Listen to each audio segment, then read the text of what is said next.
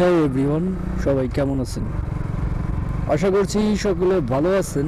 আজকে আপনাদেরকে রংপুরের তিস্তা যে ব্যারেজ আছে ওই ব্যারেজটা আপনাদের দেখাবো। ব্যারেজ না, ব্রিজ। আমি একটু আসলে রসিকতা করে কথাটা বললাম।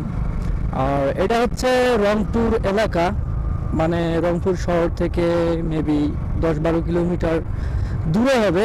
আশেপাশে বর্ডার আছে, এখান থেকে বর্ডার হয়তো মেবি 18 থেকে 20 কিলোমিটার। তো এদিক দিয়ে একটা তিস্তা ব্যারেজ গেছে, ওই ব্রিজটা আপনাদের দেখাবো এবং বাইকের একটা প্রবলেমের সলিউশন নিয়ে কথা বলবো। তো চলেন যেতে যেতে বলি। আর গ্রামটাও দেখেন যে গ্রামের রাস্তাঘাট কেমন হয়। আর বর্তমানে যে মানুষরা এই যে ধান কাটতেছে, এগুলা কিন্তু সব ধান। রংপুরে কিন্তু আপনারা জানেন যে তামাক, ধান দুইটাই অনেক প্রচুর পরিমাণে হয়। এই যে ধান সব কাটতেছে, আর গ্রামের লোকেরা যেটা করে, এই ধানের যে খড়গুলা, ধানটা ছেটে নেওয়ার পর সেই খড়গুলা হচ্ছে আপনার রাস্তায় শুকাতে দেয়। দেখেন এখানে শুকাইতে দিছে, এখানে শুকানো হয়ে গেছে, এখানে জমা রাখছে। তো আপনারা যারা বিভিন্ন দেশ থেকে আমার ব্লগগুলো দেখেন, তারা হয়তো রংপুর সম্পর্কে একটা ধারণাও পেয়ে যাবেন। আর রাস্তাঘাটের কথা কি বলবো ভাই, দেখেন সব জায়গায় খালি ছোট ছোট স্পিড ব্রেকার, যদিও এটা তেমন কিছু না। আর রাস্তাও ভাঙাভাঙি। গ্রামের রাস্তা আর কেমন চান, এরকমই তো হবে, তাই না? তো যেটা কথা বলছিলাম, যে দেখেন এই যে সামনে দেখতে পাচ্ছেন, এই যে ধান নেয়ার পর যে খড়গুলা রাস্তায় শুকাইতে দিছে, এগুলা আবার যখন বৃষ্টির দিনে ওই গরুকে খাওয়াবে। যাক, এ প্রসঙ্গে এখন বাদ দিই। আপনারা যারা বাইক কেনেন, আপনারা যে কোনো বাইক কিনতে পারেন, সেটা বড় কথা না। যে কোনো ব্র্যান্ডের বাইক কিনুন না কেন, তবে আপনাদের একটা কথা বলবো, যে আপনারা বাইক কেনার পর আপনাদের বাইকের যে স্পার্কিং প্লাগটা দেয়, এটা খুবই নিম্নমানের একটা স্পার্কিং প্লাগ থাকে। দেখেন বামে এতগুলো জায়গা থাকতে ডানে দিয়ে যাচ্ছে ভাই, এই হলো ইজি বাইকের পরিস্থিতি। তো স্পার্কিং প্লাগ আসলে তেমন একটা দামি দেয় না, হয়তো 150 থেকে 500 টাকার ভিতরে সেই স্পার্কিং প্লাগের মূল্যটা হয়ে থাকে। আমাকে এখন আর বামে উঠতে হবে, ঠিক আছে? তো যেটা বলতে চাইলাম, আমার বাইকেও ছিল একটা স্পার্কিং প্লাগ, যেটা আমি 1000 মেবি 1500 কিলোমিটারে স্টক স্পার্কিং প্লাগটা চেঞ্জ করার পিছনে যে মেইন একটা রিজন, সেটা হলো ওই স্পার্কিং প্লাগ আসলে খুব তাড়াতাড়ি ময়লা জমে যায়, কালো হয়ে যায়। ইঞ্জিন যখন সকালবেলা স্টার্ট দিয়ে রাখি, তখন আপনি বন্ধ হয়ে যায়। আবার যখন আমরা বাইক রাইড করি একটানা, দেখা যায় যে পাওয়ার লস করে। আসলে ইলেকট্রিক যে সাপ্লাইটা ইঞ্জিনের ভিতরে স্পার্কিং প্লাগের মাধ্যমে দেওয়া হয়, সঠিকভাবে তখন আর স্পার্কিং প্লাগটা পাওয়ার সাপ্লাই করতে পারে না, মানে ইলেকট্রিক সাপ্লাইটা করতে পারে না।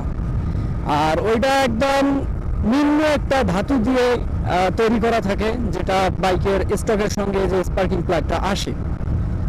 তো এখন বলতে পারেন যে ভাই, আপনি তাহলে কোন স্পার্কিং প্লাগটা লাগাইছেন? হ্যাঁ, 1500 কিলোমিটার চালানোর পরে আমি আমার বাইকে 1000 মেবি 900 কত জানি একটা ইরিডিয়ামের এমজিকে স্পার্কিং প্লাগ লাগানোর পর থেকে মনে করেন 1500 কিলোতে আমি চেঞ্জ করছি স্পার্কিং প্লাগটা। এখন আমার বাইক চলে প্রায় 9000 কিলোমিটারের মতো। তো আলহামদুলিল্লাহ, যে স্পার্কিং প্লাগ থেকে আমি এখনো পর্যন্ত আল্লাহর রহমতে কোনো সমস্যা পাই নাই। স্পার্কিং প্লাগটা আমাকে খুবই সন্তুষ্ট করছে, বুঝছেন? তো আপনারা যারা ভালো পাওয়ার চান, যে বাইক থেকে একটা ভালো পাওয়ার আসবে বা পাওয়ার লস করবে না, বা আপনার তেল খরচ হবে না, সেক্ষেত্রে আপনারা যেটা করতে পারেন, স্পার্কিং প্লাগটা ভাই অবশ্যই ইরিডিয়ামটা ব্যবহার করার চেষ্টা করবেন। তাহলে আপনারা কিন্তু তেলের যে সাশ্রয়টা, এটাও বাড়বে। আবার সঠিকভাবে ইঞ্জিনের ভিতরে জ্বালানিটা তুলতে পারবে। তখন আপনার কিন্তু যে অধিক পরিমাণের যে তেল যে খরচ হওয়ার আশঙ্কাটা, এটা কিন্তু থাকে না।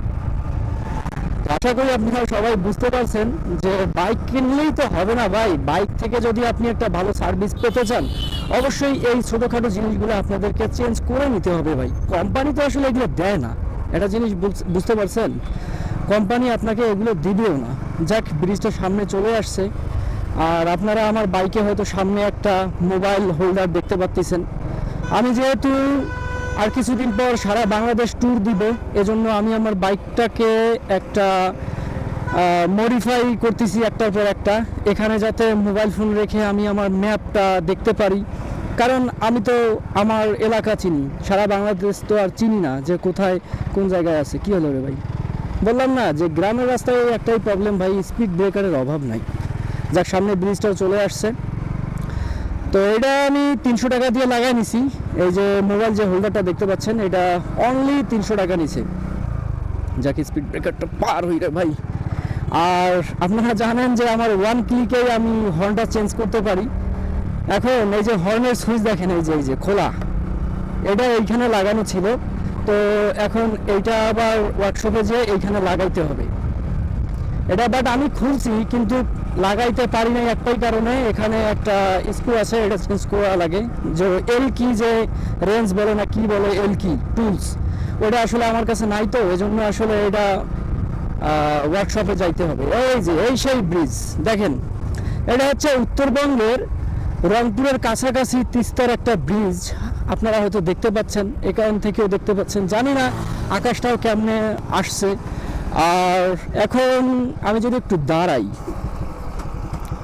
ঠিক আছে, আমি একটু দাঁড়াই, বাইকটা স্টার্ট বন্ধ করলাম। দেখেন আমি যদি একটু দেখাই, এখানে এখন পানি তেমন একটা নাই। যখন পানি বা বর্ষা মৌসুম আসে তখন এই ব্রিজের নিচ পর্যন্ত পানি চলে আসে। ইভেন এই এলাকাগুলোও কিন্তু অনেকাংশে ডুবে যায়। যদিও এখন বন্যা নাই, ওই পরিস্থিতিগুলো দেখাতে পারতেছি না।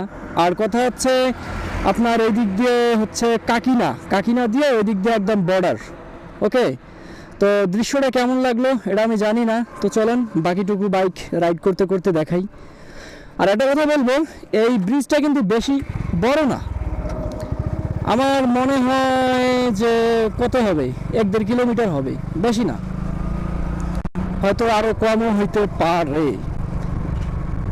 আর বিকেলবেলা ভাই এইখানে অনেক মানুষ আসে, অনেক দোকানপাটও বসে। যারা বাইকার আছে তারা এখানে বাইক নিয়ে তাফালিং করে, যেটা আপনারা জানেন। আর এখন তো রোদ, এখন আর কি কেউ নেই। যারা রংপুরে বসবাস করেন, রংপুর সিটির মধ্যে বা সিটির আশেপাশে থাকেন, তারা হয়তো এই জায়গাটা চিনবেন। আর আমার বাসা যেহেতু রংপুর, আমি আসলে কিছুদিন পর সারা বাংলাদেশ ব্লগ করব। হ্যাঁ, যদিও আমার সাথে কেউ থাকবে না, তবে আমি সারা বাংলাদেশ ব্লগ করার আমার একটা ইচ্ছা আছে। আপনারা জানেন যে আমার ক্যামেরা, মাইক্রোফোন অ্যান্ড বাইক সবগুলো রেডি। আমার যে বাইকের কাগজপত্র, নিজের ড্রাইভিং লাইসেন্স, আমি সব কিছু 1 মাসের মধ্যে রেডি করে ফেলছি। বাট কখনো একটা লং ট্যুর দেওয়া হয় নাই। লং ট্যুর দেওয়া হয়েছে কিন্তু ওই ব্লগগুলো আপনারা আসলে পান নাই। তো এই হলো ব্যাপার। অবশ্যই চ্যানেলটা সাবস্ক্রাইব করে রাখবেন, কারণ নিত্য নতুন ব্লগ আসবে। আর বলার কিছু নাই, যে কোনো বাইক ব্যবহার করুন না কেন, যতটুকু পারবো যে আপনাদের একটা সঠিক সলিউশন বা সাজেশন দিতে পারবো আমার অভিজ্ঞতা থেকে। হ্যাঁ, আমার থেকে হয়তো অনেকেই আরও অভিজ্ঞ, কিন্তু আমি যতটুকু জানি আপনাদের ততটুকুই শেখানোর চেষ্টা করব। যাক, ব্রিজ শেষ, এখন এই পাশে হয়তো 15-20 কিলোমিটার গেলেই বর্ডারটা চোখে পড়বে। তো আমি ওইদিকে যাব না আজকে। এখানে আসার মূল রিজনটাই হচ্ছে এই ব্রিজটা দেখানোর। আর বাইকের যে প্রবলেম বা যেটা নিয়ে কথা বললাম, ওটা নিয়েই আসলে ব্লগটা করা। তো বেশি কথা বলতে চাচ্ছি না, এখন রেখে যাব। এখানে চাটা খেয়ে এখান থেকে দেখাবো। তো সবাই ভালো থাকবেন, সুস্থ থাকবেন, সবাইকে অসংখ্য অসংখ্য ধন্যবাদ।